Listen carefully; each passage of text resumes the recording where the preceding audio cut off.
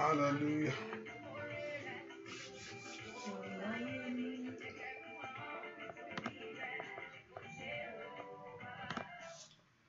Hallelujah. Ẹ jẹ́ gbàdúrà orúkọ Jésù. Ọlọ́run tó pọ̀ nípa ti agbára, agbóga fún àkókò tí wọ́n Ọlọ́run fún wa lónìí fún àǹfààní láti wá síwájú wọ́n Ọlọ́run lẹ́ẹ̀kan sí. Àyàn ológo fún orí ọ̀fẹ́ yìí àti àánú tá a rí gbà yìí. A gbọ́ pé wọ́n ló ń bá wa ṣe, wọ́n ló dá wa sí, wọ́n ló pa á mọ́, wọ́n ló jẹ́ kójú rẹ̀ mọ́lẹ̀ sí ayé wa. Wọ́n tó fàánú gbà wá, wọ́n tó fún orí ọ̀fẹ́ yí wa ká. Ẹmọ Ísírẹ́lì lórúkọ Jésù Olúwa gbọpẹ́. Àwa gbójú wa sókè sí ìwọ Ọlọ́run lórúkọ Jésù Olúwa dìde. Nínú agbára rẹ lórúkọ Jésù Olúwa dìde. Nínú ìṣẹ́gun rẹ Olúwa dìde. Nínú ògo rẹ Olúwa dìde. Nínú ẹwà rẹ Olúwa dìde. Ẹmọ Ísírẹ́lì Olúwa bú jáde. Lénìí jẹ́ a rí Ọlọ́run alààyè. Lénìí fi ṣẹ́gun rẹ hàn. Lénìí fi dáǹdè rẹ hàn. Náwó agbára ńlá sínú ayé wa lónìí. Olúwa náwó agbára ńlá. Wá agbára tí ń gbé ogun mì. Wá agbára tí ń bá ogun wí. Wá agbára tí ń fa ayé ẹni láṣeyọrí. Wá agbára tí ń tú ayé ẹni ṣe. Wá agbára tí ń lànà àbáyọ fún ayé ẹni. Wá agbára tí ń na orí ẹni sókè láyé. Ọlọ́run náwó agbára rẹ lónìí. Yá rí ọ bàbá. Ìwọ lóníṣẹ́ ẹ̀mí mímọ́, iṣẹ́ kan ó yá ṣe. Ẹ̀mí mímọ́, ìwọ lóníṣẹ́, iṣẹ́ kan ó yá ṣiṣẹ́ rẹ lónìí. Ẹ̀mí mímọ́, iṣẹ́ kan ó yá ṣiṣẹ́ rẹ. Ẹ̀mí mímọ́, iṣẹ́ kan ó yá ṣiṣẹ́ agbára. Ẹ̀mí mímọ́, iṣẹ́ kan ó yá ṣiṣẹ́ agbára. Ẹ̀mí mímọ́, iṣẹ́ kan ṣiṣẹ́ ìyanu. Wọ́n agbára ńlá dájú ti Sátánì. Rúra rẹ sókè bàbá. Jẹ́ kí gbogbo ògo jẹ́ ti ìwọ Ọlọ́run. Ní ìparí ohun gbogbo, ọlá ó sì jẹ́ ti ìwọ Ọlọ́run.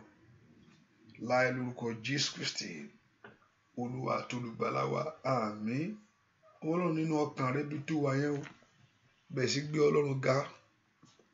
Bẹ́ẹ̀ kó yin Ọlọ́run tọkàntọkàn. Bẹ́ẹ̀ kó gbé Ọlọ́run ga fún orí ọ̀fẹ́ ńlá èyí tí Ọlọ́run fún ọ lónìí.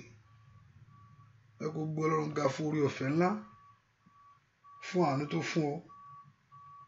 Bẹ́ẹ̀ kó gbé Ọlọ́run ga fún orí ọ̀fẹ́ ńlá àti fún agbára ńlá. Ọwọ́ ìyanu, ọwọ́ ìtúsílẹ̀ tí Ọlọ́run fi ń bá ayé rẹ lò. Bẹ́ẹ̀ kó yìn tọkàntọkàn sẹ́. Pẹ̀lú ọmọ Ísírẹ́lì, mo yìn ọ́ lógo. Alágbára gíga, mo yìn ọ́ lógo. Ọlọ́run tó pọ̀ nípa tágbára, mo yìn ọ́ lógo fún ohun ńlá tí ìwọ Ọlọ́run ṣe lórí ayé mi gbogbo. Ò bá ronú jinlẹ̀ kó dúpẹ́ lọ́wọ́ Ọlọ́run yìí. Pẹ̀lú ọmọ Ísírẹ́lì, o mọ̀ ṣe é. Ó ṣe ní gbogbo ọ̀nà mi gbogbo. Ó ṣe lórí ayé mi gbogbo. Ó ṣe lórí iṣẹ́ mi gbogbo. Ó ṣe nínú ayé àwọn ọmọ mi gbogbo. Ó ṣe nínú ayé mi gbogbo. Bá dúpẹ́ lọ́wọ́ Ọlọ́run. Dúpẹ́ lọ́wọ́ Jésù sẹ́. Olúwa mọ̀ ṣeun o. Alágbára gíga, o mọ̀ ṣe é. Ẹni ọmọ Ísírẹ́lì ó ṣe. Ṣèbí ìwọ Ọlọ́run mi. Ìwọ lẹ́dàá mi tí ò dójú tì mí. Ìwọ ló jẹ́ ń lulẹ̀. Ìwọ ló jẹ́ ń ṣubú. Ìwọ ló jẹ́ ń kábàámọ̀. Dúpẹ́ lọ́wọ́ Ọlọ́run yìí. Ọba tó fún gbogbo fún ọ. Dúpẹ́ lọ́wọ́ Ọlọ́run ọba tó pọ̀ nígbà tágbára. Mo yìn ọ́. Mo yìn ọ́, mo yìn ọ́, mo yìn ọ́, mo yìn ọ́, mo yìn ọ́. Dúpẹ́ lọ́wọ́ Ọlọ́run. Ò bá fẹ̀mí ìmoore hàn níwájú Ọlọ́run tó ṣẹ̀dá rẹ̀. Ó mà ṣe nínú ọdún yìí fún ìrìn àjò tó bá mi rìn. Ọba tó mú ọ bẹ̀rẹ̀ ọdún yìí. Wọ́n ti pé ẹni tó mú ọ bẹ̀rẹ̀ ni ó mú ọ parí rẹ̀ lóòótọ́. Katali bredo sukata yaba. Mato bredo sukatalia. Ọlọ́run mà ṣeun o. Alágbára gíga. Ọlọ́run mi ó mà ṣeun o. Akọ́dá ayé mi, Ọlọ́run ìgbàlà mi, ó mà ṣe é. Dúpẹ́ lọ́wọ́ Jésù yìí. Ẹni ọmọ Ísírẹ́lì ó ṣe é. gbogbo ògo fún sẹ́, bẹ́ẹ̀ kó fi gbogbo ògo fún, bẹ́ẹ̀ kó fi gbogbo òyìn fún, bẹ́ẹ̀ kó fi gbogbo ọlá fún níwájú rẹ̀ sẹ́. Jésù ṣé o, bàbá mi ò ṣé, bàbá mi ò mà ṣé. Jésù ṣé o, Jésù ṣé. Ìwọ lọ́pẹ́ yẹ o, ó ṣé o, Mèsáyà. Ìwọ sá ní gbogbo ìyìn yẹ o, ó ṣé o, Mèsáyà. Ìwọ lọ́pẹ́ yẹ o, mo dúpẹ́ o, bàbá mímọ́, Mèsáyà. Ìwọ ní gbogbo ìyìn yẹ o, ó ṣé o, Mèsáyà. Ó ṣé àná, ó ṣeun òní o, ó ṣeun gbàkúgbà, ó ṣeun ọjọ́ gbogbo, ó ṣeun àná sáà, ó ṣeun òní o, ó ṣeun gbàkúgbà, ó ṣeun ọjọ́ gbogbo, ó ṣeun àná, ó ṣeun òní o, ó ṣeun gbàkúgbà, ó ṣeun ọjọ́ gbogbo, ó ṣeun àná, ó ṣeun òní o, ó ṣeun gbàkúgbà, ó ṣeun ọjọ́ gbogbo. Bóyá dúpẹ́ lọ́wọ́ Jésù ṣé o. Ọpẹ́ lèèyàn máa ń dún wájú Ọlọ́run láti lọ síwájú rẹ̀. Ọpẹ́ lèèyàn máa ń dún níwájú Ọlọ́run. Kì í ṣàròyé lèèyàn fi ń lọ wájú Ọlọ́run. Kì í sí iṣẹ́ ẹkún. Ọlọ́run orí mi báyìí, orí ọ tẹ́lẹ̀. Ẹ̀yìn náà ó kúkú dúpẹ́ náà ni, ó ní ohun gbogbo ká máa dúpẹ́. Ó ní èyí ni ìfẹ́ Ọlọ́run fún wa. Kíre kó yí kàn ọ́ ní sẹ́. Kábíyèsí o, ó ṣé o, bàbá mi wá. Kábíyèsí o, ó ṣé o, ọba mímọ́ o, máa ṣe o, ó ṣé, ó yá, ó máa ṣe o, ó ṣé, lórí ilé mi o, máa ṣe o, ó ṣé, lórí ọmọ rẹ ó máa ṣe o, lórí iṣẹ́ rẹ ó máa ṣe o, ó yá sá, lórí ilé rẹ ó máa ṣe o, ó ṣé, lórí ilé mi ó máa ṣe o, ó ṣé, lọ́nà wa gbogbo máa ṣe o, ó ṣé.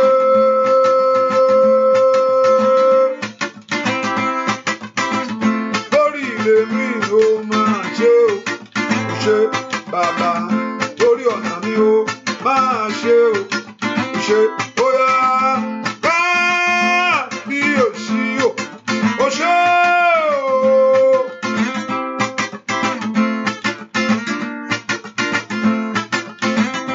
Ó yá, dúpẹ́ lọ́wọ́ Ọlọ́run alààyè. Ó yá.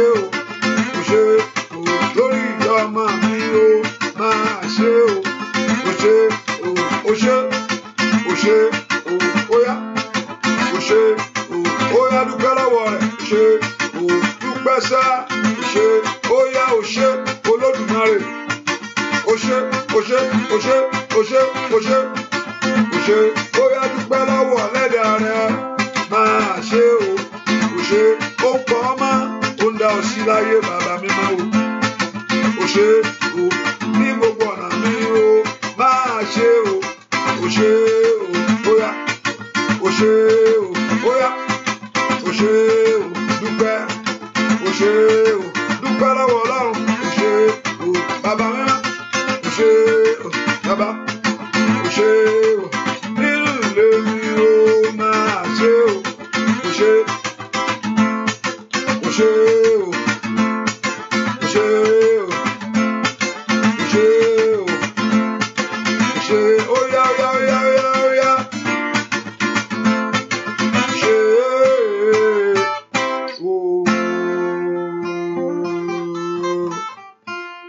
dúpẹ́ lọ́wọ́ Ọlọ́run Ọlọ́run ò mà ṣe wọn fìyàn fún sẹ́mu ẹ kó gbé Jésù ga gbogbo ayé dúpẹ́ lọ́wọ́ Jésù kí Jésù ga áńgẹ́lì lẹ́wùlẹ̀ fún áńgẹ́lì lẹ́wùlẹ̀ fún dúpẹ́ lọ́wọ́ Jésù mà ṣe wọ́n Jésù mà ṣe wọ́n ìwọ ló tó bẹ́ẹ̀ ìwọ ló tó ìwọ ló tó láti gba ògo ìwọ ló tó Ọlọ́run mi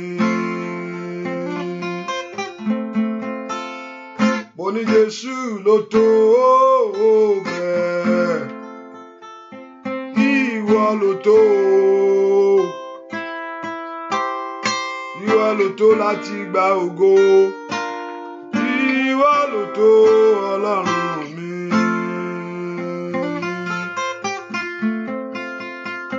Ẹ bá mi gbéga o.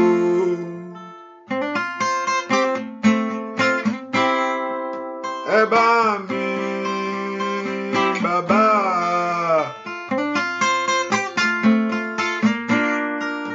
Oníṣẹ́ ìyanu ni o.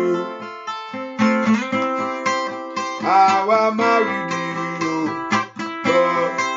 Lọ́run wa. Ẹ bá mi gbéga. Ẹ bá mi gbéga o. Olórí ayé.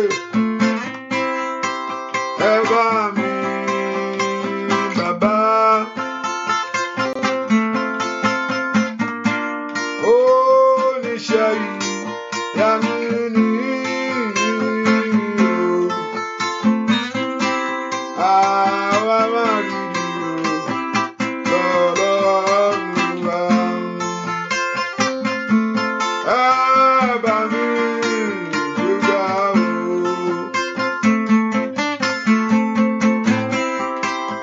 Ẹ bá mi bàbá.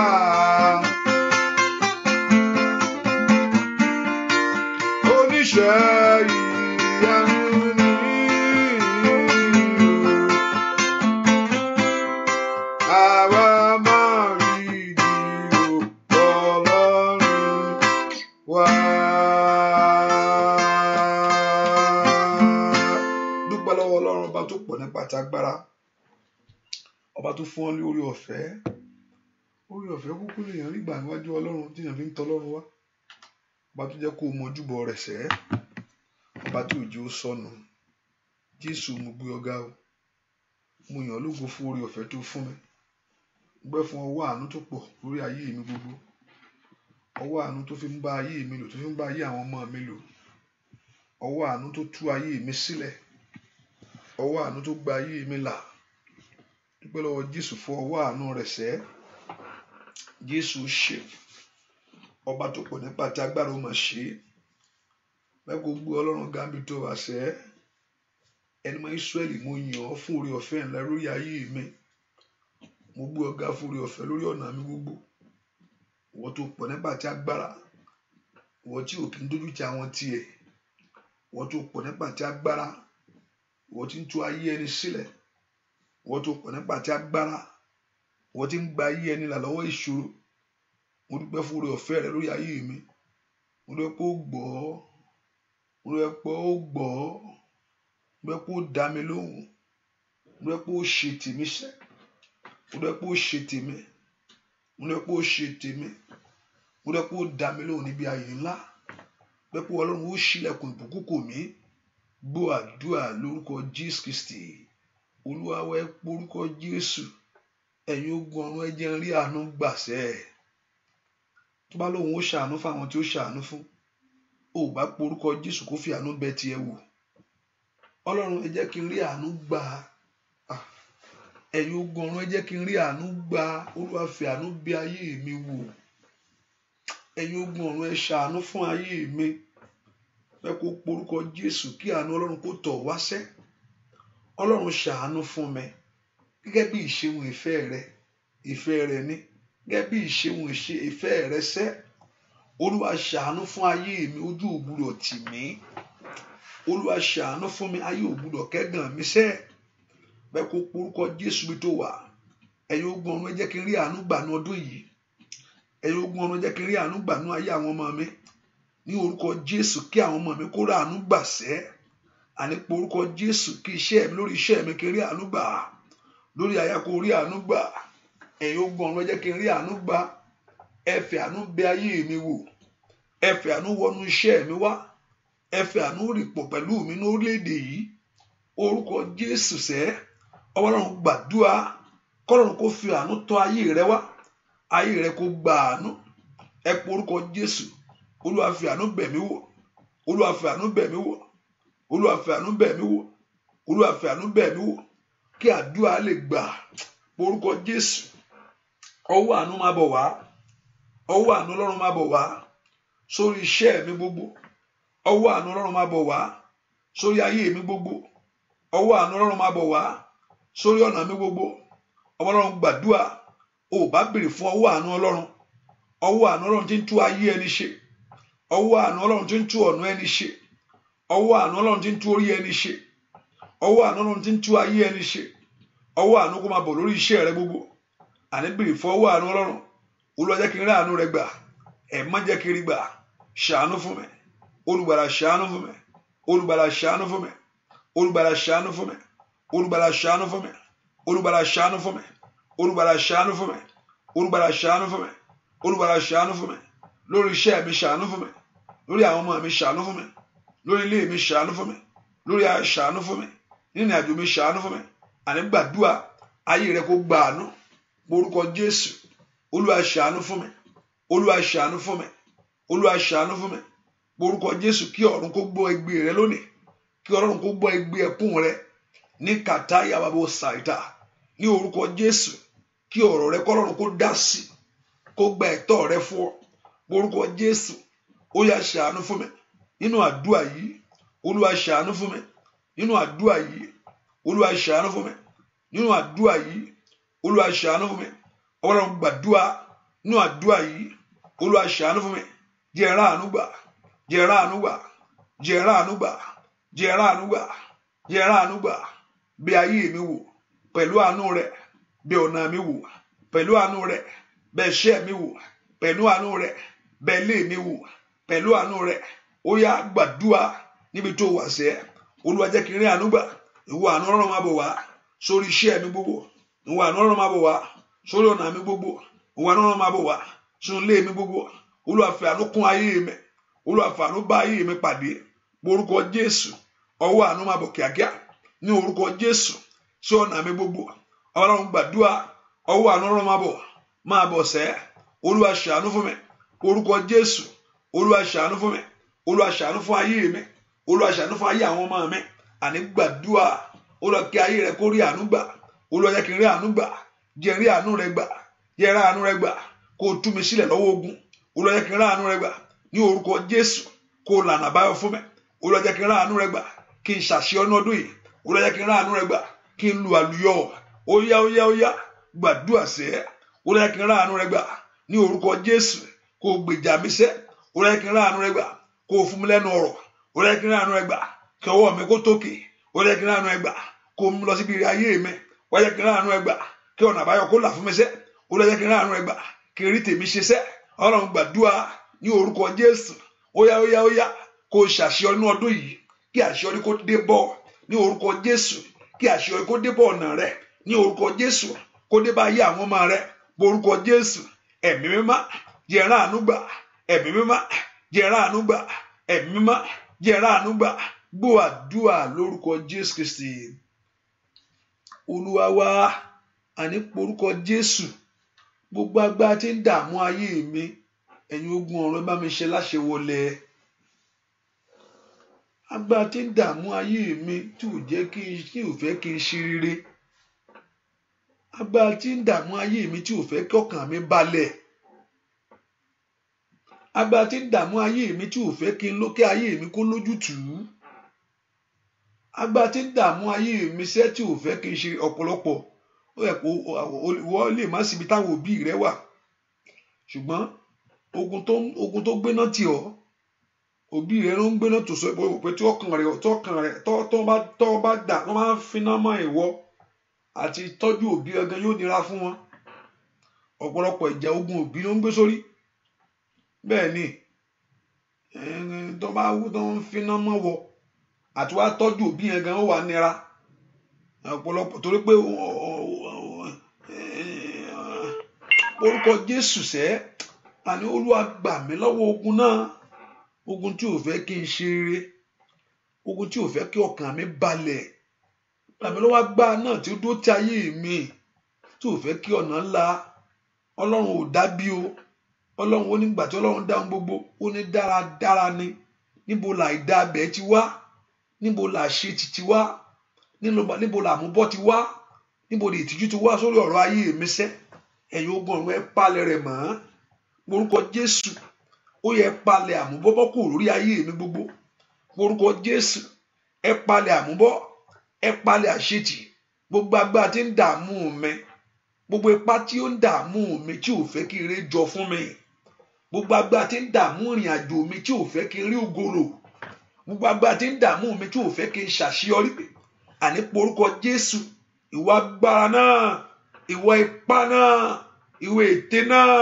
ìwọ àbá náà lórí ayé mi ó yá wọlé lọ agbára lóní kó mọ dù kó mọ rí dù agbára lóní kó mọ ṣe kó mọ rí ṣe porúkọ Jésù sẹ́ agbára tó ní kó máa wá kó mọ rí agbára náà lónìí kó wọlé wájú rẹ ní orúkọ Jésù ìwọ agbára ìwọlé lórí ayé mi kàríàbà ṣìǹkàríàbò tìgàbà porúkọ Jésù ó lọ kí agbára ń bọ́ wọlé ní orúkọ Jésù ó kàtáyàbà ó lọ kí agbára ìṣe ti wọlé ó lọ kí ọ̀run rè mí ṣí sílẹ̀ ó lọ kí ọ̀run àṣeyọrí mi ṣí sílẹ̀ ó yá kí n lu àlùyọ́nú ọdún yìí ó yá lórúkọ Jésù ó lọ kí orí tiẹ̀ ṣe sẹ́ agbára tó dó ti ayé mi agbára tó dó ti ayé àwọn ọmọ mi agbára tó dó ti ìrìn àjò mi gbogbo agbára tó dó ti iṣẹ́ mi agbára tó dó ti ilé mi porúkọ Jésù ìwà agbára yìí kàyàbà bó sàkáyàbà ó yá kó wọlé agbára tó dó tọkọ rẹ agbára tó dó táyà rẹ ó yá èyí ò fẹ́ kí ìyanu ṣẹlẹ̀ ìwà agbára yìí agbára tí ń bá mi dúró agbára tí ń yíre dànù agbára tí ń fẹ́ lọ porúkọ Jésù ìwà agbára tí ń ṣe ìbàjẹ́ ní orúkọ Jésù ìwà agbára tí ń dààmú ọ̀nà ayé mi sẹ́ ẹ gbọ́ ọ̀rọ̀ Olúwa kàtàlẹ̀ paul sírakaya lè bredo kopilo zi gbàdúrà sẹ́ ìwà agbára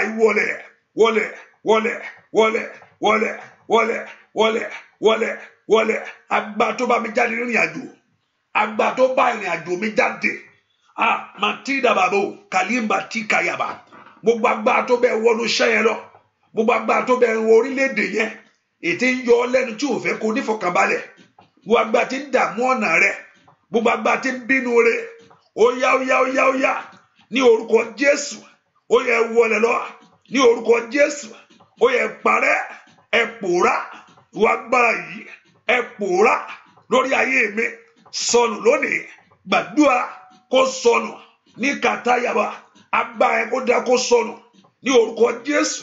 Agbára láti bàjẹ́, agbára láti bàjẹ́, agbára tí ń dààmú ìrìn àjò mi ní orúkọ Jésù.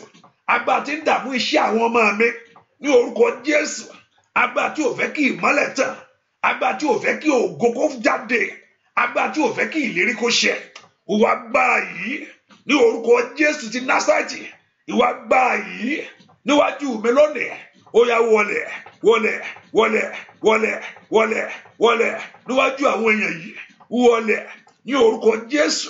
Kó wọlẹ̀ wá gbàkágbá tàbí ṣọ́ ayé mi, wá gbàkágbá tàbí dààmú mi, wá gbàkágbá tàbí dààmú ìrìn àjò mi, wá gbàkágbá tàbí dì ìrìn àjò mi lọ́wọ́. Ìwà agbára yìí ní orúkọ Jésù. Gbọ́ àdúrà lórúkọ Jésù Kristi Olúwa wa. Ọwọ́ ayé tí ń dààmú yẹn ni k'Ọlọ́run kó mú kúrò. Mo ní gbà mélòó lèèyàn fi ń ṣe rere? Òtítọ́ náà ni tẹ́ni tó bá ń ṣe nǹkan, tó bá wà níbi tó yẹ kó wà láyé, tó bá ń ṣe nǹkan tó yẹ kó ṣe, ìgbà mélòó lèèyàn fi ń láṣeyọrí? Ọwọ́ ayé tí ò wá fẹ́ kí àṣeyọrí yẹn kó dé o, Olúwa mú kúrò nínú ayé mi. Ìwọ ọwọ́ tí ń dí mi, tí ń jíre mi gbé, ìwọ ọwọ́ tí ń díre mi lọ́nà, ìwọ ọwọ́ tí ń bare mi jẹ́, ìwọ ọwọ́ tí ò fẹ́ kí n rí ìyanu, Olúwa mú ọwọ́ ìkó lórí ayé mi. Ọwọ́ tí ń dààmú mi, ọwọ́ tí ń dààmú mi, ọwọ́ tí ò fẹ́ kí ògo tàn, ọwọ́ tí ò fẹ́ kí ògo bú jáde, ọwọ́ tí ò fẹ́ kó orí oríire gbàṣẹ́, Olúwa mú ọwọ́ ìkó lórí ayé mi. Ìwọ ọwọ́ tí ń dààmú ìrìn àjò mi, ìwọ ọwọ́ tí ń dààmú iṣẹ́ mi, ìwọ ọwọ́ tí ń dààmú ìdáwọ́lé mi, ọwọ́ ayé yẹn gan Olúwa mú kúrò, ọwọ́ ayé yẹn gan Olúwa mú kúrò, ọwọ́ ìdààmú yẹn Olúwa mú kúrò, ọwọ́ àṣetì Olúwa mú kúrò, ìwọ ọwọ́ àmúbọ́ mú kúrò, ọwọ́ tó mú ayé ẹni gúnlẹ̀ sójú kan mú kúrò, ọwọ́ tí ò fẹ́ kí ayé ẹni tẹ̀síwájú mú kúrò, ọwọ́ tí ò fẹ́ kó ṣe láyé, ẹ̀ má mú ọwọ́ ìkúrò. Latida baba kapaliaba wa ila afrado kapeliaba. Gbàdúrà sẹ́, ó dá kó orí tiẹ̀ ṣe ní ọdún yìí, ó dá kí ọ̀nà kó là sẹ́. Olúwa mú ọwọ́ ìkà ènìyàn kúrò lórí ayé mi, Olúwa mú ọwọ́ ìkà ènìyàn kúrò lórí iṣẹ́ mi, Olúwa mú ọwọ́ ìkà ènìyàn kúrò ní ìrìn àjò mi, Olúwa mú kó. Olúwa gbé ìgbésẹ̀ agbára lórí ọ̀rọ̀ ayé mi lónìí. Ọlọ́run gbàdúrà k'Ọlọ́run kó gbé ìgbésẹ̀ agbára. Aya baba ó ṣàyàbá. Olúwa gbé ìgbésẹ̀ ìyanu lórí ayé mi lónìí, kí ọ̀nà kó là fún mi sẹ́. Ó bẹ̀kẹ̀tẹ̀ yàbá. Gbogbo agbára tó fẹ́ tú ọ láṣìírí, gbogbo agbára tó ní pé ò ní rí ṣe sẹ́, gbogbo ipákípá tó ní ẹ̀gàn rẹ làwọn ń dóde, lúdàgàbà kó pẹ̀lú sàdà pé ìtújú rẹ làwọn fẹ́ rí. Ó yá agbára náà kó bàjẹ́. Ó makali paul stira kalia. Àní gbàdúrà agbára náà kó bàjẹ́. Wá agbára yìí tí ń gbógun ti ayé mi, wá agbára yìí èyí tí ń gbógun ti iṣẹ́ mi, wá agbára yìí èyí tí ń gbógun ti ìrìn àjò mi, wá agbára yìí lórúkọ Jésù. Ó yá wọlẹ̀ wọlẹ̀ wọlẹ̀ wọlẹ̀ wọlẹ̀ wọlẹ̀ wọlẹ̀ wọlẹ̀ wọlẹ̀ wọlẹ̀ wọlẹ̀ wọlẹ̀ wọlẹ̀ wọlẹ̀ wọlẹ̀. Gbogbo agbára tó fẹ́ sọ ọ́ dèèyàn rẹ pẹ́ láyé, agbára tí ò fẹ́ kó ró rere, ìwà agbára yìí tí ń jíire gbé tí ń bare jẹ́, ìwà agbára yìí ní orúkọ Jésù tí ń fẹ́rẹ̀ dànù, ìwà agbára yìí tí ò fẹ́ kí ohun tó tọ́ sí mi tẹ̀ mí lọ́wọ́, ìwà agbára yìí èyí tí ò fẹ́ kí n rí ọ̀nà àbáyọ sẹ́, ìwà agbára yìí èyí tí ò fẹ́ kí n jáde, agbára tó ń fi ayé rẹ ṣẹrú ní orúkọ Jésù, agbára tí ń dá ayé rẹ padà sẹ́yìn, ìwà agbára yìí ẹ gbọ́ ọ̀rọ̀ Olúwa, ẹ gbọ́ ọ̀rọ̀ Olúwa, ẹ gbọ́ ọ̀rọ̀ Olúwa, ẹ gbọ́ ọ̀rọ̀ Olúwa nínú ayé àwọn èèyàn yìí. Ìwà agbára bàjẹ́ bàjẹ́ bàjẹ́ bàjẹ́ bàjẹ́ bàjẹ́ bàjẹ́ bàjẹ́ ó yá bàjẹ́ lónìí, bàjẹ́ lónìí, bàjẹ́ lónìí, bàjẹ́ lónìí. Agbára náà kó bàjẹ́. Ìwà agbára tó mú ayé ẹni mú àmúbọ́, ìwà agbára tó mú ayé ẹni mú àṣetì ní orúkọ Jésù ti Násárẹ́tì. Ìwà agbára yìí ní èní Olúwa bàjẹ́, Olúwa bà agbára náà jẹ́, Olúwa bà agbára náà jẹ́, Olúwa bà agbára náà jẹ́ lórí ayé wa gbogbo, Olúwa bà agbára náà jẹ́ lórí iṣẹ́ wa gbogbo, Olúwa bà agbára náà jẹ́ lórí ọ̀nà wa gbogbo. Bà agbára náà jẹ́, agbára tí ò fẹ́ kó rí ìyanu, agbára tí ò fẹ́ kó rí ìyanu, agbára tó fẹ́ sọ ọ́ dèrò ẹ̀yìn. Óyá óyá óyá óyá o. Agbára tí kàyí dàbàbò kàkà lùzín kètèlìkètè. Gbàdúrà ọmọ Ọlọ́run ò bá múra sọ̀rọ̀ rẹ sẹ́. Ó dọ̀kẹ́rọ̀ kó ṣe ogun náà láṣẹ wọlé o. Ní orúkọ Jésù. Màtídà bàbàbàbò kàpà. Óyá bá kàtídà bá. Ó dọ̀kẹ́rọ̀ kó ṣe ogun rẹ láṣẹ wọlé. Ogun ayé mi. Ní orúkọ Jésù. Ní orúkọ Jésù. Ní orúkọ Jésù. Ní orúkọ Jésù. Ní orúkọ Jésù. Gbọ́ àdúrà lórúkọ Jésù Kristi. Olúwa wa. Ogun Fáráò. Ó wọnú òkun pupa pẹ̀lú ọmọ Ísírẹ́lì. Kò má bá wọn jáde. Ogun ayé mi. Tó wọnú àdúrà pẹ̀lú mi lónìí o. Lórúkọ Jésù. Kó máa gbàdúrà lọ. Ó dandan ogun tí kì í gbọ́ kì í gbà. Ogun tó lóun ò ní lọ, tó lóun ti fi ayé rẹ̀ ṣe léṣẹ́. Ogun tó ní ìgbà ò ní yí padà. Ogun Fáráò tó wọnú òkun pupa pẹ̀lú ọmọ Ísírẹ́lì. Kò má bá wọn jáde. Ogun ayé mi tó wọnú àdúrà pẹ̀lú mi lónìí o. Bóyá o lórúkọ Jésù kó máa gbàdú. Bóyá ṣá ogun Fáráò tó wọnú òkun pupa pẹ̀lú ọmọ Ísírẹ́lì. Kó máa bá wọn jáde. Ogun ayé mi tó wọnú àdúrà pẹ̀lú mi lónìí o. Bóyá o lórúkọ Jésù kó máa gbàdúrà lọ.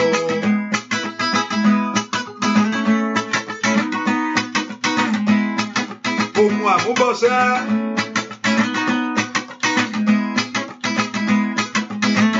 Ogun àṣetì. Àìrọ́kọ. Àráyàsẹ́. Ogun kéèyàn tó má ṣàṣeyọrí láyé. Ogun tí ń gbáre dànù. Ogun tí ò jẹ́ kí ọlọ́nà àbáyọ sẹ́. Ogun tí ò jẹ́ kẹ́nu ìyàn tókè. Óyá óyá ogun Fáráò tó wọnú òkun pupa pẹ̀lú ọmọ Ísírẹ́lì. Kò má bá wọn jáde. Òtítọ́ ni sẹ́. Ogun ayé mi Olódùmarè ńlá tó wọnú àdúrà pẹ̀lú mi lónìí o. Bóyá lórúkọ Jésù kó máa gbàdú. Bóyá lórúkọ Jésù kó máa. Óyá ogun àrọ́mọbí lórúkọ Jésù kó máa. Óyá óyá óyá àríṣeṣẹ́ ríkàtà yàbá ní ṣòkòtò yàbá ní gàbà. Óyá óyá lórúkọ Jésù kó máa. Ó di dandan ní lórúkọ Jésù. Lórúkọ Jésù kó máa báyìí. Óyá ṣẹ́ lórúkọ Jésù kó máa. Ó di dandan kó bá àdúrà lọ. Lórúkọ Jésù kó máa. Óyá óyá lórúkọ Jésù kó máa bá àdúrà lọ.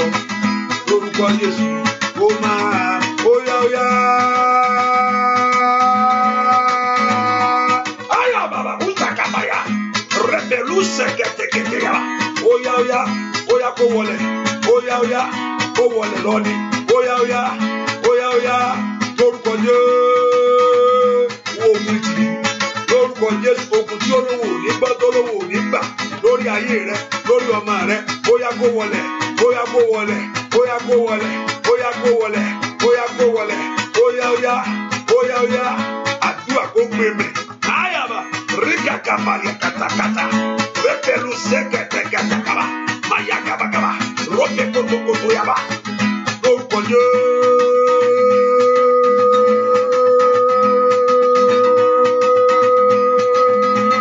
ó yá kó wọlé. Ayára lórúkọ Jésù. Ogun tó dúró ti ayé àwọn èèyàn iṣẹ́, ogun tó dúró ti iṣẹ́ wa, tó dúró ti ọ̀nà wa sẹ́, ó yá kó wọlé lórúkọ Jésù, lórúkọ Jésù, lórúkọ Jésù, lórúkọ Jésù, ó yá wọlé, ó yá wọlé. Ogun náà, ogun àrọ́mọbí wọlé sẹ́, àríṣẹ́ṣe wọlé sẹ́, àríwé ìgbèlú wọlé sẹ́, ìpàkàkà rákàkàtàyà mọ̀sùn tẹ̀gẹ̀dẹ̀ màràkàbí kòtò kàtàyà. Ogun tí ò jẹ́ kí ọkàn rẹ balẹ̀, ó yá lórúkọ Jésù.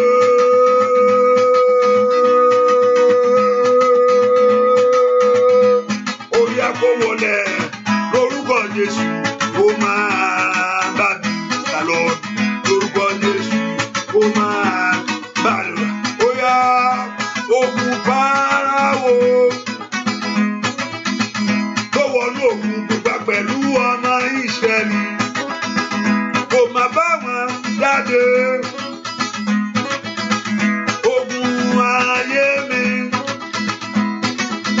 ó wọnú àdúrà pẹ̀lú mi lónìí o. Orúkọ Jésù ó máa gbàdúrà lọ. Orúkọ Jésù. Olúwa ṣe ogun mi lẹ́yìn lónìí, kó má gbéra mọ́, kó má dìde mọ́. Orúkọ Jésù. Olúwa ṣe ogun ayé mi lẹ́yìn lónìí. Ogun ayé rẹ ti ń nàró mọ́ ọ. Ogun ayé rẹ ti ń nàró mọ́ ọmọ rẹ. Ogun ayé rẹ ti ń nàró mọ́ iṣẹ́ rẹ gbogbo. Olúwa ṣe lẹ́yìn lónìí, kó má dìde mọ́. Ìgbà tí Gòláàtì ṣubú wájú Dáfídì, ó ṣubú yakata ni, kò dìde mọ́. Olúwa ṣe ogun ayé mi lẹ́yìn. Ogun tó fẹ́ dójú tì mí, ogun tó fẹ́ sọ méjì èrò ẹ̀yìn láyé, ogun tó fẹ́ kó rọ́wọ́ yọ. Orúkọ Jésù. Olúwa ṣe lẹ́yìn. Olúwa ṣe ogun ayé mi lẹ́yìn. Ẹ̀mí mà ṣe lẹ́yìn. Olùgbàlà ṣe lẹ́yìn. Ẹ̀mí mà ṣe lẹ́yìn. Orúkọ Jésù. Kọ́lọ́run kó ṣe ogun ayé rẹ lẹ́yìn, kó má gbèrí mọ́. Ogun tó bẹ wọnú àdúrà yìí, ogun tó jàjàjàjà màkàpàlù sàkàtà, ogun ọjọ́dún ní kèkété gàbà. Orúkọ Jésù. Ẹ̀mí mà ṣe ogun ayé mi lẹ́yìn. Ẹ̀mí mà ṣe ogun ayé mi lẹ́yìn. Màtígàbà. The Lord Jehovah God should break the backbone. Break the backbone. Ó yá, ó yá, ó yá, ó yá. Ẹ̀ṣẹ̀ lẹ́yìn ni. Ẹ̀ṣẹ̀ lẹ́yìn. Màtígàbà. Ogun eléyìí ni. Ogun tí ò fẹ́ kó rọ́nà àbáyọ. Ogun tí ò fẹ́ kó rọ́pẹ́dú. Ó yá, ó yá, ó yá. Ẹ gbàdúrà ní orúkọ Jésù. Olúwa ṣe ogun yìí. Jẹ́ lágbára rẹ̀. Olúwa jẹ́ kí n lágbára rẹ̀. Olúwa jẹ́ kí n lágbára rẹ̀. Ogun táyé mi ń jẹ ọ̀nà mi. Ogun táyé mi ń jẹ iṣẹ́ mi. Gbọ́ àdúrà lórúkọ Jésù Kristi. Olúwa wa, mo ní kó má fa rẹ̀ wé èbó. Ìwọ gan ò kì í ṣe èbó. Agánà ga síbì kan. Ó ń ṣèbó. Má fa ewé lóyìnbó mu àgọ́ sí gángan. Ó ń ta ààrẹ ni. Ń tán forí ẹ sọlẹ̀ sí yàtọ̀. Nǹkan tán forí ẹ lómi sọlẹ̀ sí yàtọ̀. Ìyẹn mi kò kó omi kan pé nǹkan ti tán. Àdúrà ní ń gbà ní ìlú òyìnbó gbà yẹn ó mẹ́kẹ́bẹ̀ ló wà. Ìlú òyìnbó kò sèyàn dí anything. Àmọ́ ẹ jẹ́ pé ìyà ló jẹ kẹ́yìn ibẹ̀. Mo ní mo fún bá àbá kan mọ́tò ọjọ́ kan ó sọ bóyá sọ gbẹ ló sọ ìbò ló sọ gbogbo ẹ̀. Gbàdọ̀ àwọn ẹ̀rẹ̀ bàbá ìlú èbó. Ò ní di bàbá ìyà. Gbogbo agbára tó ní kọjọ́ lọ lórí mi. Gbogbo ipá tó ní kí ọjọ́ lọ lórí ayé àwọn ọmọ mi. Ẹ̀mí mímọ́ ẹ bá mi ṣẹ́gun ẹ. Gbogbo agbára ohun tó yẹ kó o ti ṣe tó o ṣe. Ohun tó yẹ kó o ti ní tó o ní. Gbogbo agbára tó ní kí ọjọ́ kó lọ lórí mi. Ẹ o kọjọ́ kó lọ lórí ayé rẹ. Ohun tó yẹ kó o ti dà kó ṣe ń lé. Ó ṣe ń lé. Ó ń lé. Ìgbà ló wá fẹ́ bá. Ìgbà ló wá fẹ́ gbádùn ẹ̀. Ìgbà ló ó porúkọ Jésù. Gbogbo agbára tó ní kọjọ́ lọ lórí ìmísẹ́. Tó ní kọjá ṣáà lọ.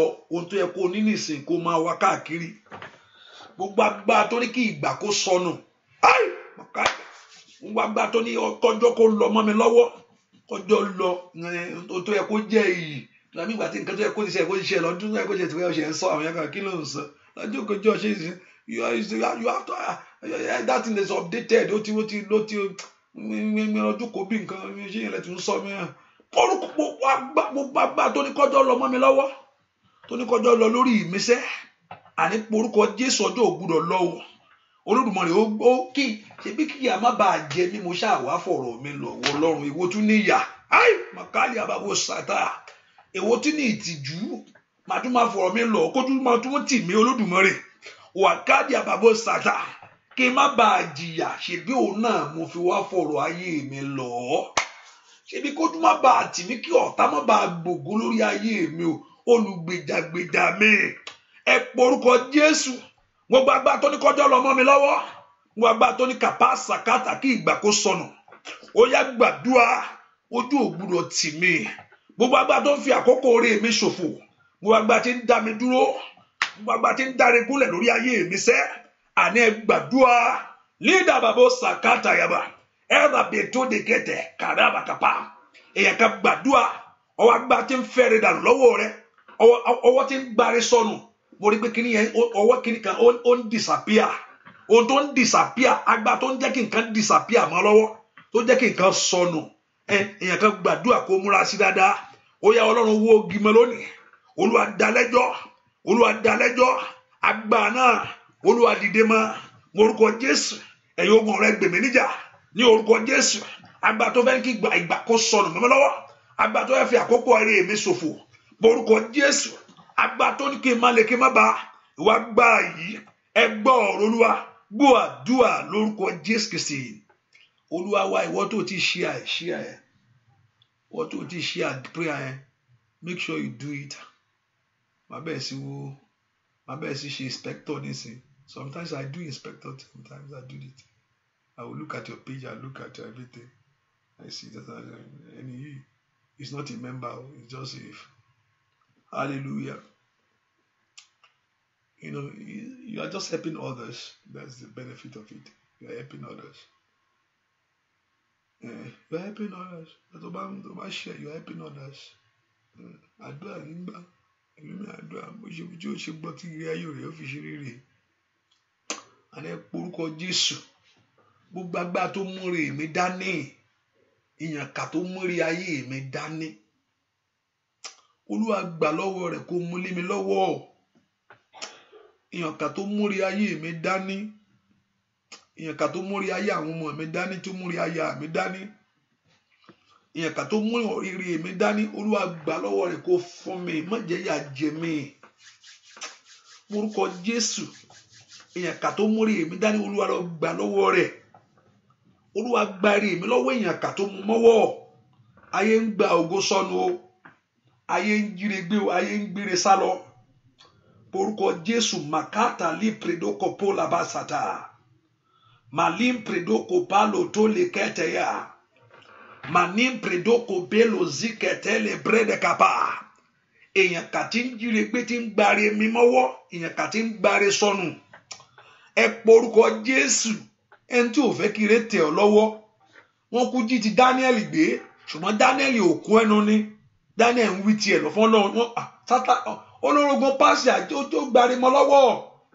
kò dákẹ́ náà lójó gbari padà fún un àní porúkọ Jésù lọ́wọ́ èèyàn kàtó orí èmi wà Ọlọ́run lọ gbà wá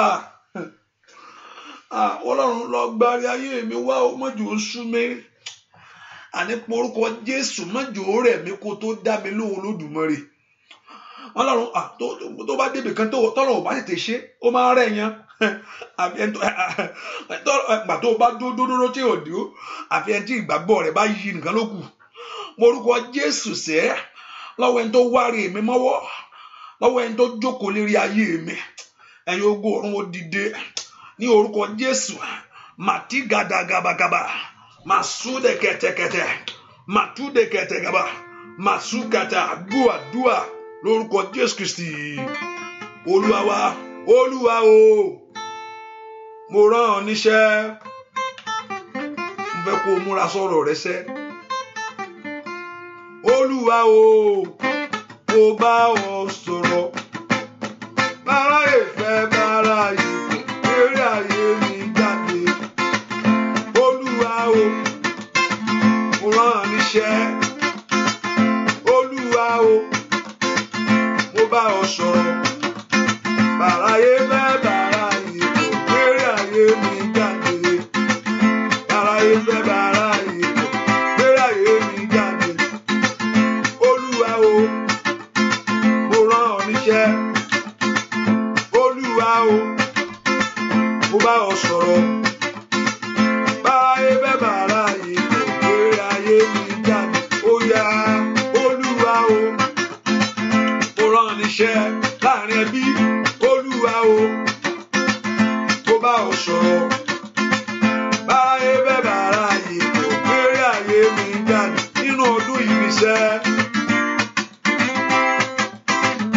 èmi náà fẹ́ mọ̀ re. Èmi náà fẹ́ gbàre sẹ́. Èmi náà fẹ́ mọ ayọ̀ láyé mi. Èmi náà fẹ́ ṣàṣeyọrí. Ayọ̀ bàbá wo sàkàtà yàrá. Èmi náà fẹ́ ní ìfọ̀kànbalẹ̀ Olódùmarè ńlá. Olúwa o, mo rán ọ níṣẹ́ lónìí ni. Olúwa o, mo bá ọ sọ̀rọ̀. Báráyé fẹ́ báráyé kọ̀, eré ayé mi jáde. Báráyé fẹ́ báráyé kọ̀, eré ayé mi jáde. Ó yá ó yá, eré báráyé kọ̀, ó yá lórúkọ Jésù.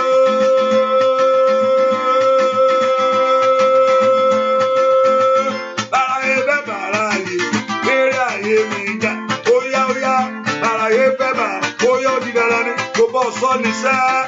Báráyé fẹ́ báráyé kọ̀, lórúkọ Jésù.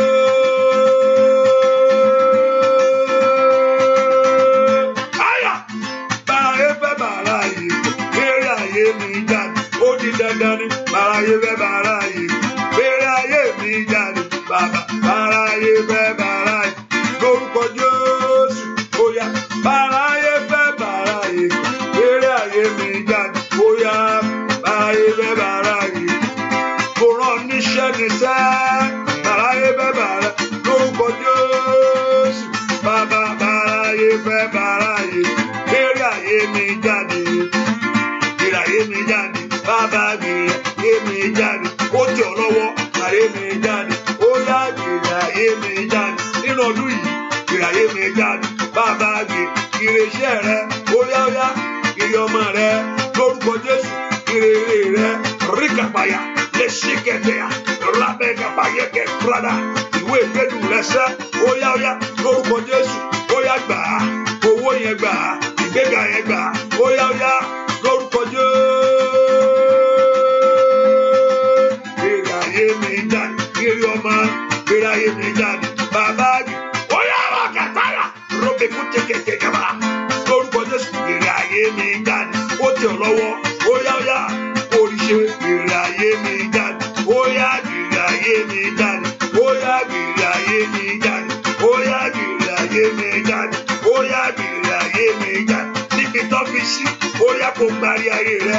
Ire ayé mi jáde. Níbi tó mú sí, ó yá gbárí rẹ. Ire ayé mi jáde. Níbi tó wà sẹ́, ó yá gbárí rẹ. Ire ayé mi jáde. Ó yá lórúkọ Jésù. Ríkà, rábẹ̀lò síkẹ̀dẹ̀, róbekótayà. Ó yá ó yá, ó yá ó yá, ó yá ó yá, ó yá ó yá, ó yá ó yá, ó yá ó yá, ó yá ó yá, ó yá ó yá. Ire ayé mi jáde. Mọ̀dínàtì, ò bá múra sọ̀rọ̀ rẹ o. Gàgà bàbá ó ṣàkàtà yàrá. Kọ́lọ́run kó gbé ire ayé rẹ jáde. Ire ayé rẹ níbi tó bá wà. Ibikíbi tó bá wà, kí Ọlọ́run kó lọ gbé jáde fún ọ. Ìyàbá ó ṣàtàrí gàbàgàdàbà. Lórúkọ Jésù, múndé kábredó kàpélù sí kẹjẹ. Ire ayé rẹ kọ́lọ́run kó wárí fún ọ. Kọ́lọ́run wárí ayé mi fún mi. Ibikíbi tó wà, má jẹ́ ń ṣe ẹrú ẹgbẹ́ mọ́. má jẹ́ ń ṣerú ẹgbẹ́ mọ́. Ọlọ́run gbàdúrà, má jẹ́ ń ṣerú ẹgbẹ́ mọ́ Olódùmarè o. Ẹ̀mí má jẹ́ ń ṣerú ẹgbẹ́ mọ́, má jẹ́ ń dèrò ẹ̀yìn mọ́. Má jẹ́ ń ṣerú ẹgbẹ́ mọ́, má jẹ́ ń dèrò ẹ̀yìn mọ́. Ibikíbi tí rí ayé mi wà, ẹ̀mí mọ́ lọ wárí fún mi sẹ́. Ó dà kó dojú tẹlẹ́gàn sẹ́. Ó dà kó dojú tẹlẹ́gàn lórí ayé mi. Ọlọ́run gbàdúrà sẹ́.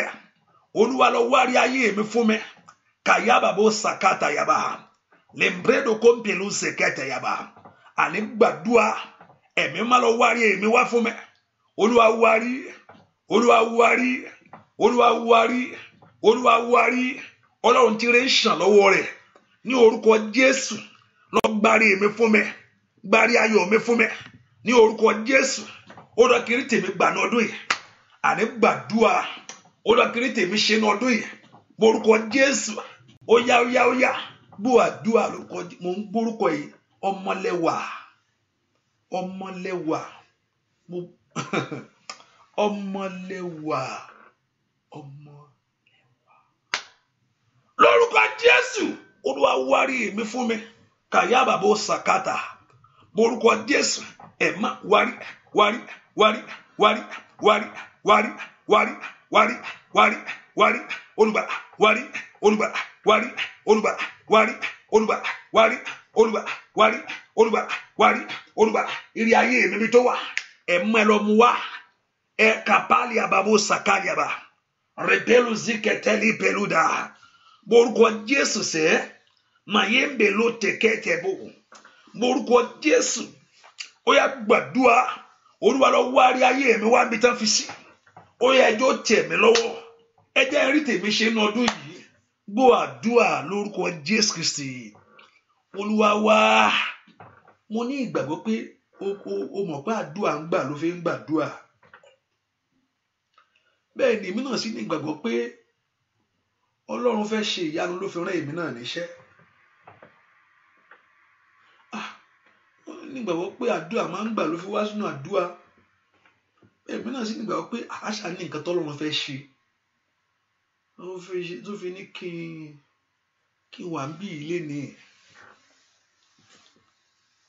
jẹ́ porúkọ Jésù Ọlọ́run ohun tó fẹ́ ṣe kankan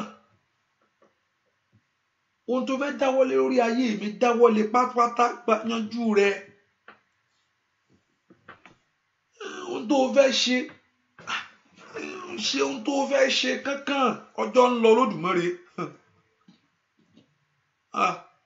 mayebe suta katayaba orúkọ Jésù Ọlọ́run ṣe ohun tó fẹ́ ṣe kankan o ohun tó fẹ́ ṣe Olúwa ṣe kankan Olúwa ṣe onípolongo ara rẹ̀ káyé kó gbọ́ polongo ara rẹ̀ ẹbí kó gbọ́ ara rẹ̀ káyé kó gbọ́ polongo ara rẹ̀ káyé polongo ara rẹ̀ kábí kó gbọ́ sẹ́kù polongo ara rẹ̀ káyé polongo ara rẹ̀ kílé kó gbọ́ para rẹ̀ hàn.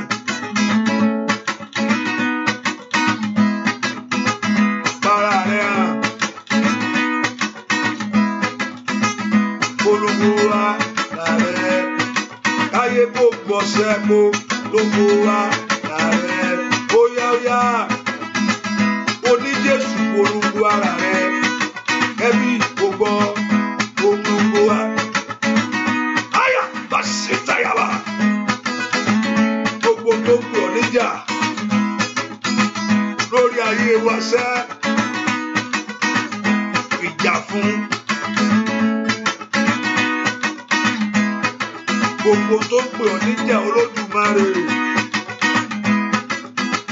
polongo wa rẹ̀ káyé gbogbo polongo wa rẹ̀ káyé gbogbo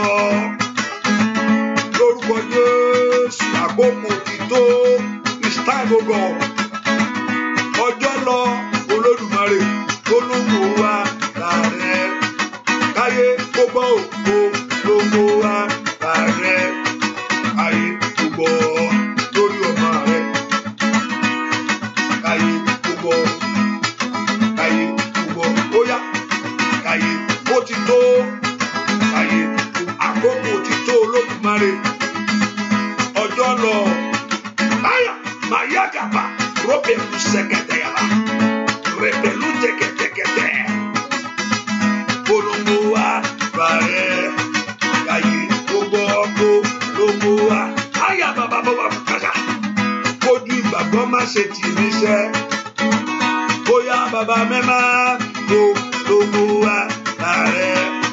Káyé gbogbo lóńgbò wa làárẹ̀. Kẹ́ẹ̀bí ó gbọ́ rẹ̀. Orúkọ Jésù, God, name of God, it's time, oh God. Lord, announce yourself.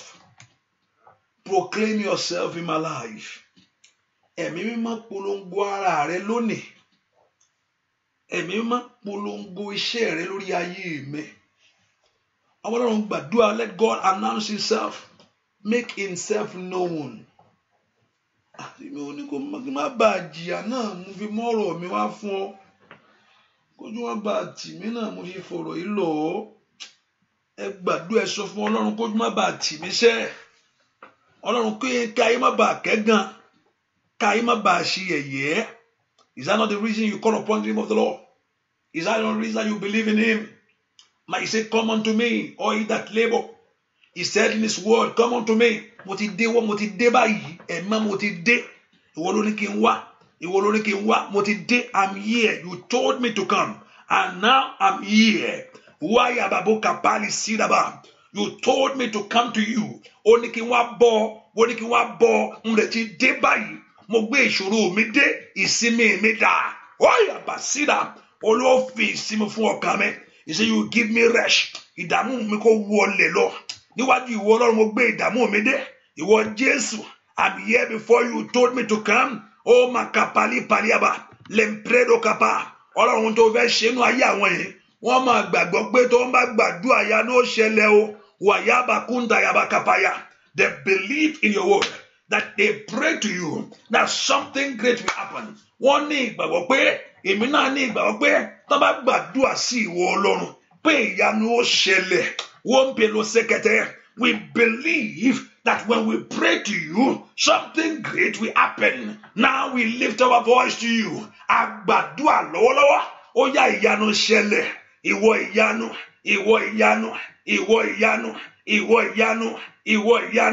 Oh yeah, let there be miracle. Let there be miracle.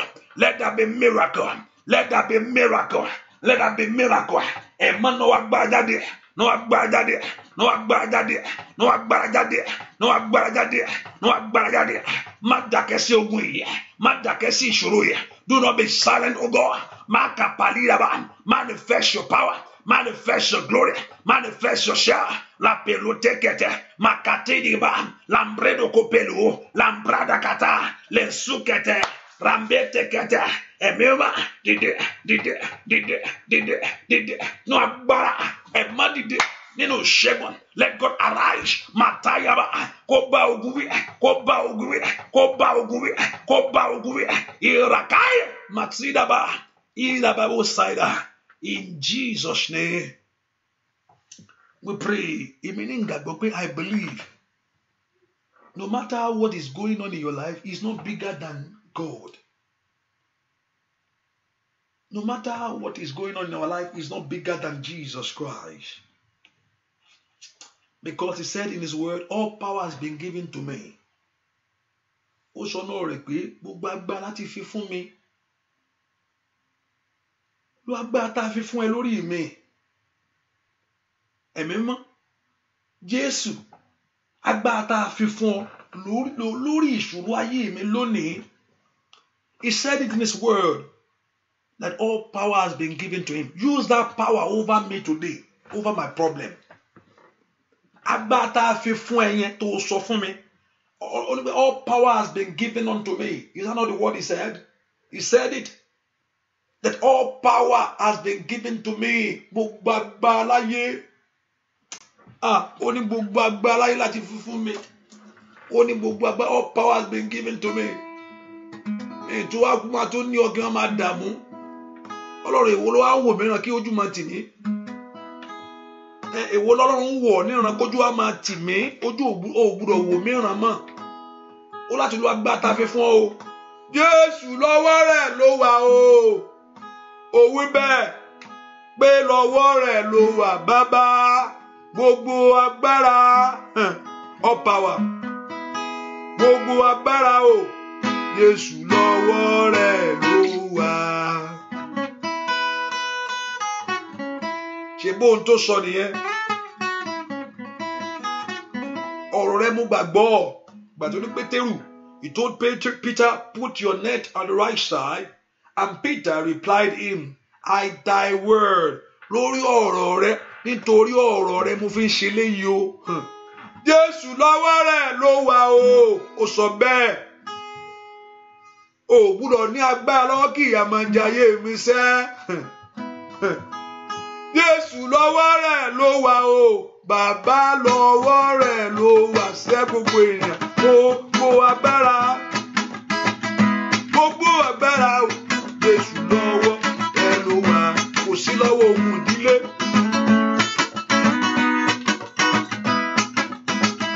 The power belongs to God. Kò sí lọ́wọ́ àjẹ́. Kò sí lọ́wọ́ oṣó. Kò sí lọ́wọ́ ẹlọ́mọlógún. Kò sí lọ́wọ́ abatẹnijẹ́ láyé. Aya Makaya Masuta Kata.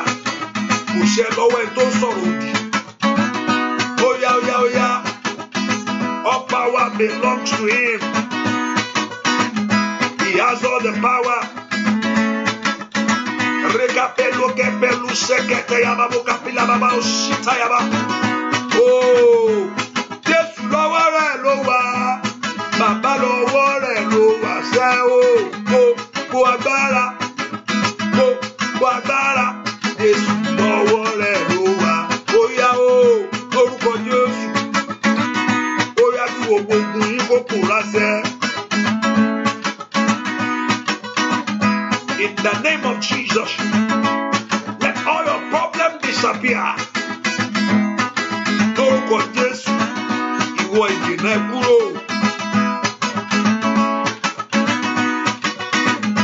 Ìwọ ọwọ́ àṣetì mú ayé àwọn èèyàn jáde sẹ́. Every hand of hindrances disappear. Ayọ̀ Màtílà Màbúsà Tayaba. Màyébra Kàpálùsà Kàtàyàbọ̀ Kàpáyàbà. Shida baboka paya. Lórúkọ Jésù. Mayada. Lórúkọ Jésù. Jésù lọ́wọ́ rẹ̀ ló wà o.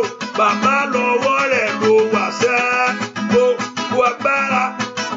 Gbogbo agbára. Jésù lọ́wọ́ rẹ̀ ló wà. Jésù lọ́wọ́ rẹ̀ ló wà. Bàbá lọ́wọ́ rẹ̀ ló wà sẹ́ o. Gbogbo agbára. Gbogbo agbára. Jésù lọ́wọ́ rẹ̀ ló wà. Jésù lọ́wọ́ rẹ̀ ló wà. Bàbá lọ́wọ́ rẹ̀ ló wà. Oya oya oya. Oya oya oya. Oya oya oya. Oya oya oya. Oya oya oya. Oya oya oya. Oya oya oya. Lórúkọ Jésù.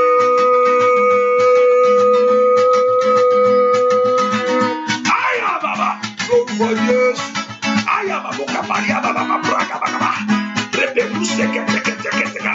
Oya oya lórúkọ Jésù. Jésù lọ́wọ́ rẹ̀ ló wà o. Bàbá lọ́wọ́ rẹ̀ ló wà sẹ́. Gbogbo agbára. All power. Jésù lọ́wọ́ rẹ̀ ló wà. Mo gbàdúrà lórúkọ ogun àlákàlà nínú ayé arábìnrin yìí. Lórúkọ Jésù kó wọlẹ̀. Ogun àlákàlà nínú ayé rẹ̀ kó wọlẹ̀. Ẹnìkan ẹsẹ̀ màálù tá fi rí ayé rẹ̀ bomi. Abárí gbogbo ẹni tó fi ẹsẹ̀ màálù fi rí ayé rẹ̀ bomi. Ẹ̀pọ̀ tó ń gbà náà tó fi rí ayé rẹ̀ bomi. Ní orúkọ Jésù iṣẹ́ yẹn kó bàjẹ́. Ẹ̀pọ̀ orúkọ Jésù. Call the name of Jesus Christ. All power has been given to you. Use that power over my life now. I don't have to come and I don't have to go and come back. Now, use the power now. Àwọn èèyàn yìí gbọ́dọ̀ kó lọ́kàn gbọ́dọ̀ lọ́ máa bọ̀ kán tún padà wá. Use the power over my situation now. Agbára tá a fi fún ẹ yẹn. Agbára tó ń bẹ lọ́wọ́ rẹ yẹn. Lò lórí ọ̀rọ̀ mi lónìí. Lò lórí ayé àwọn ọmọ mi lónìí. Let Jesus use his power over your life. Let Jesus use his power over your situation now. Ẹ̀mí mímọ́ lo agbára ẹ lórí ayé mi. Jésù, ọwọ́ rẹ ló wà. The power belongs to you. Jésù, ọwọ́ rẹ ló wà. Ọwọ́ lo agbára rẹ. Agbára tí ń tú orí ẹni ṣeṣẹ́. Agbára tí ń mú ayé ẹni lu àlùyọ. Ọlọ́run pe orúkọ Jésù. Àti fi gbogbo agbára. The power has been given to you. Lo agbára lórí ọ̀rọ̀ mi. Ẹ ọmọ Ọlọ́run gbàdúrà kí Ọlọ́run kó lo agbára rẹ̀ lórí ọ̀rọ̀ ayé rẹ̀. Let God use his power over your life. In Jesus' name, we pray. Amen. Hallelujah. I don't know that you are there, my sister. Hallelujah. Ẹ pe orúkọ Jésù. Ọlọ́run Ísírẹ́lì jẹ́ n rí ìyanu nínú àdúrà yìí. I pray the prayer will make sense to you when something happens.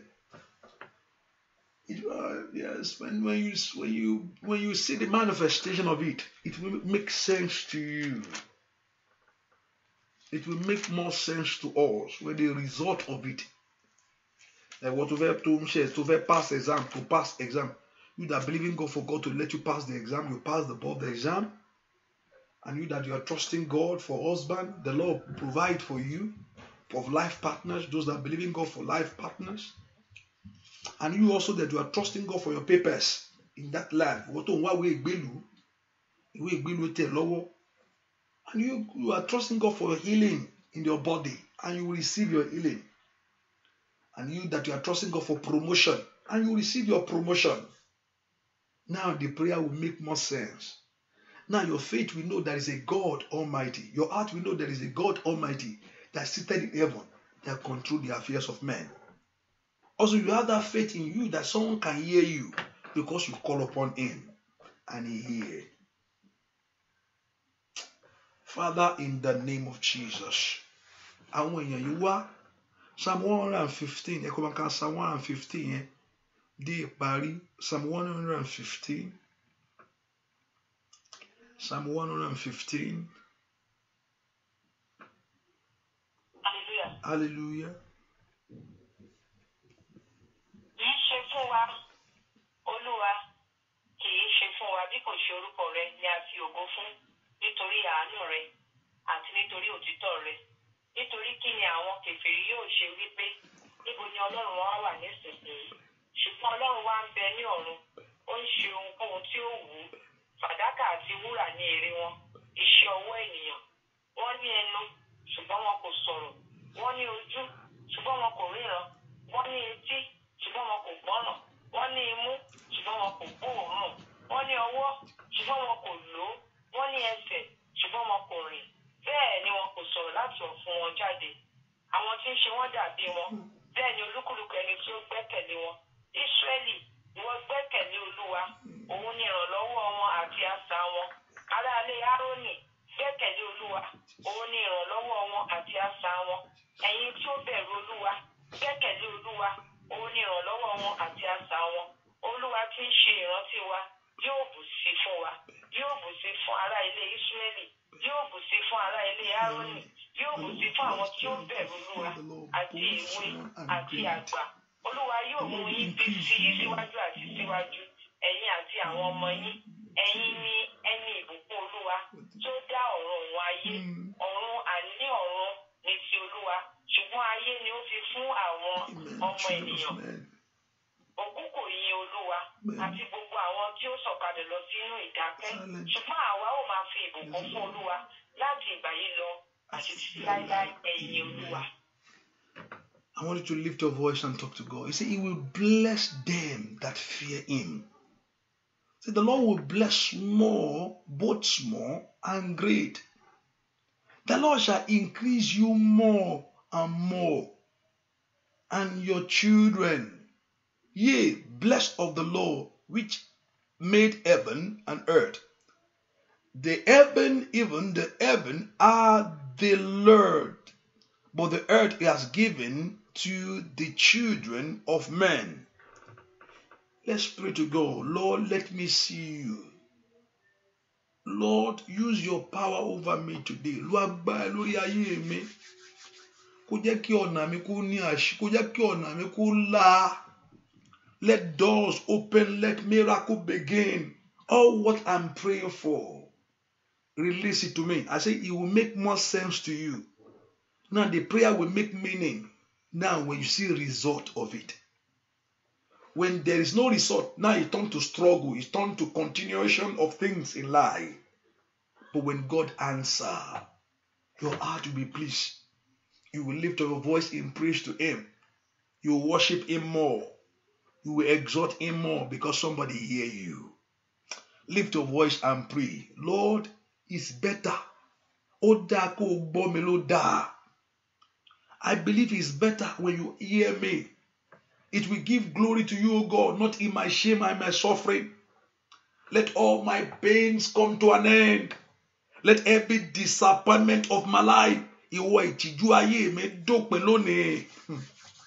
Ìwọ ẹ̀gàn ayé mi kó dópin. Orúkọ Jésù, ẹ̀mí má fi ìtìjú mi àtẹ̀gàn mi kó dópin.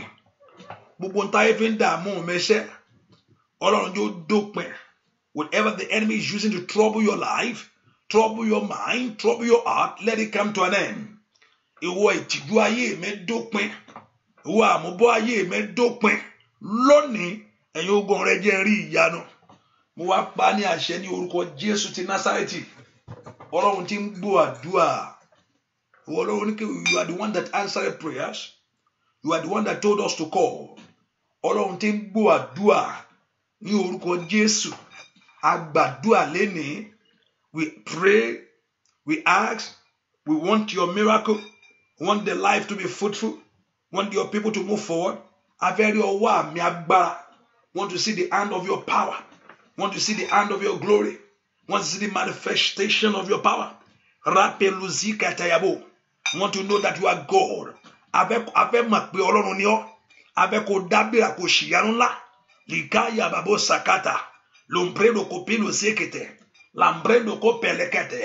That people around us to see it.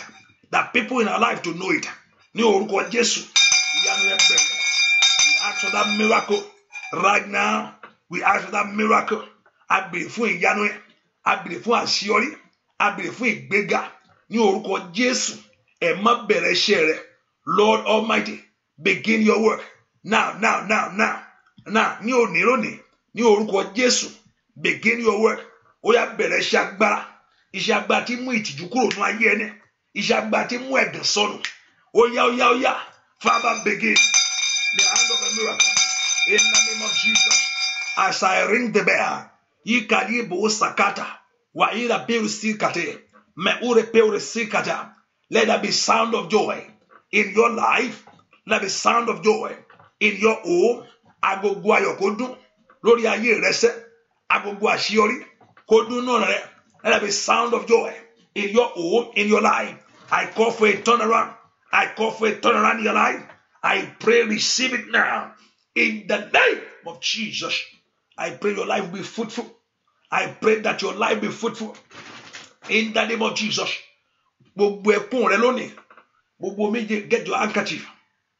Gbogbo ẹkún rẹ lónìí. Gbogbo méje rẹ lónìí. Every of your tears. Father, let God wipe it away. In any area that you have been crying, in any area that you have been weeping, gbogbo tí ń sọkún, ẹkún àdásùn, ẹkún àsúnsínú, ní orúkọ Jésù, lónìí kọ́lọ́run kó nu omijé rẹ nù. Makali power cider. Every of your tears, I pray, let God of heaven wipe your tears away. All your tears, let God of heaven wipe it off. You cry no more. Iya baba, lempredo capelozia. L'ombre roko peligabo ní orúkọ Jésù. O sọkún mọ́ lórí ọmọ, upon that children. You cry no more. You cry no more. The Lord will show his power. The Lord will show his glory. In the name of Jesus. I bless your life. Your life is blessed. I bless your home. Your home is blessed. I bless your children. Your children is blessed. I bless you in that land. Mataya, the land will favor you. Only the yellow shadow for open look at her. Let us check around. Let your prayer be answered. Go in God's blessing. As on today, your struggle has come to an end. Your shame has come to an end. Go in the power of God. Lord, shirere. Every power that trouble you in your dream, let God put them to shame. And let the name of Jehovah God be glorified. Father, we thank you. Father, dúpẹ́ pé ó ṣe, ó sì fún wa lẹ́nu ọpẹ́, ó sì fún wa lẹ́nu ìyìn. Láì lórúkọ Jésù Kristi, Olúwa wa, amen. Now, béèrè ohun tó fẹ́ lọ́wọ́ Ọlọ́run. Now talk to God. What do you need from God? What do you want from God? What do you want God to do? In what area you want God to manifest to you? In what area you want to see the power of God move in your life? Níbo ló ti fẹ́ rí agbára Ọlọ́run? Níbo ló ti fẹ́ rí ìrànlọ́wọ́ Ọlọ́run? Níbo ló ti fẹ́ rí béèrè lọ́wọ́? Ó ní ẹni tí ń béèrè ní rí gbà. Ó ní ẹni tí ń béèrè. If you ask, you receive. Lord, I ask today. Iragadababo shakata lindele okaparo de lindele brodo kopelu zekete kete gbogbo ilẹ̀kùn ṣí, every gate open, and let the name of Jehovah God be glorified. I bless you. I bless your life. I pray before the end of this week, may you receive the miracle. I release the word of authority. Mo sọ̀rọ̀ àṣẹ jáde. Before the end of this week, may you receive a good news. Before the end of this week, may you receive the good news. May you see the power of God in the name of Jesus. So shall it be. In Jesus' name, we pray. Can somebody receive it? Receive it in Jesus' name. Thank you, good God. In Jesus' name, we pray. Let us put in mind that the prayer continues by God's grace tonight by 9. And tomorrow, I'm looking at, tomorrow is Wednesday. I'm just going to have a few prayers time with you. Maybe Mawani earlier before 5. Because there's a program ahead of me tomorrow that I need to attend to. That maybe I will come earlier on this prayer in Yoruba sections and just do the Yoruba section tomorrow. And I know maybe by 9 we have, no, there's no 9. It's, let's see how it's going to work out tomorrow, but but I know it's going to be 9. We're going to have 6 o'clock in the morning. And I don't know about the 12 yet because of the schedule tomorrow. I know about 3 o'clock, and also the 5. Maybe I'll come earlier, like 4. I'll come earlier, but I'll probably come earlier tomorrow than 5. I have a program by 5, so I'll probably come earlier. Let's see. Just keep yourself, get your alert, check back, and the hand of the Lord will be upon you. In the name of Jesus, I bless the fruit. Thank you. Let the fruit be blessed. I told you, have a fruit, at least a fruit a day. Let your life be fruitful. Let your life be fruitful. May Jehovah God bless the work of your hand. Kí Ọlọ́run kó bùkún iṣẹ́ ọwọ́ rẹ. Kí Ọlọ́run kó bùkún iṣẹ́ ọwọ́ rẹ. May Jehovah God bless the work of your hand. May Jehovah God bless your life. All your effort will not go in vain. Gbogbo làkàkà rẹ lórúkọ Jésù kò ní já sásán. Ọlọ́run yóò na orí rẹ sókè. Ó sì rí ìyanu. I bless everything concerning you. I bless your work. You are blessed. Go in the grace of Jehovah God. In Jesus' name, we pray. Amen. Make sure you share the prayer. Make sure you invite somebody. Make sure you press the like or love button. Make sure you do something. Make sure you be a blessing to the work of God. Connect with it, with the grace. Hallelujah. And the hand of the Lord will be upon you. You are blessed. So see you by 9 p.m. And also those in London Also, remember tomorrow is Wednesday, so I'll come by which is like 6 o'clock to 6 of your time. So those in London, for the morning section, your time. God bless you. God bless you. So see you. God bless you.